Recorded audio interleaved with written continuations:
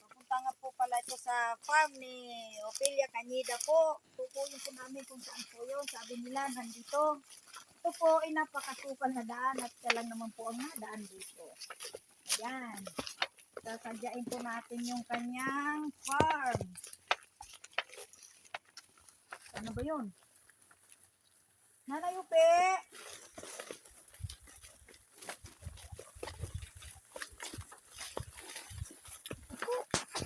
Dulas. Dito ang daan. Talaga. Oh. Nanay Upi, ayan. Ayan si Nanay Upi naglilinis sa kanyang farm.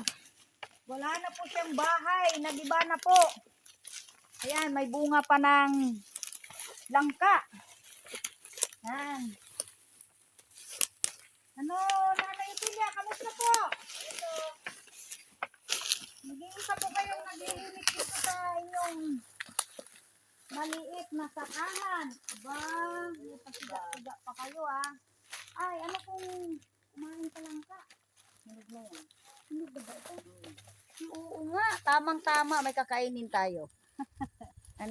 Ano po bang inyong mga tanim dito, Nanay Upi? Nyog. Santol. Ayun, madami na nga palang tanim, Harap muna sa kanya, siguro. Nanay Upi, kwentuhan niyo po kami kung ilang taon na po kayong nandito.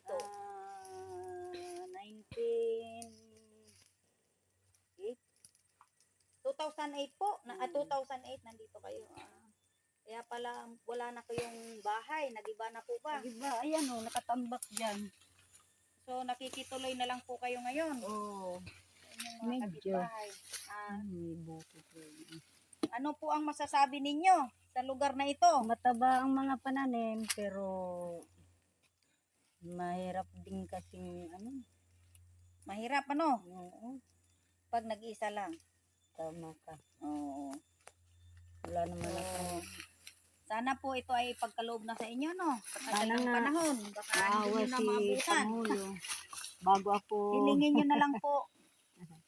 Hilingin nyo na lang po na sana ito ay mapasa inyo na Yun lang. Naasam-asam ko naman talaga yung walang iba. Sige po. Hmm. Dito na lang po kami at dinalaw namin kayo dito sa inyong farm. Ang ganda ng mga nyo,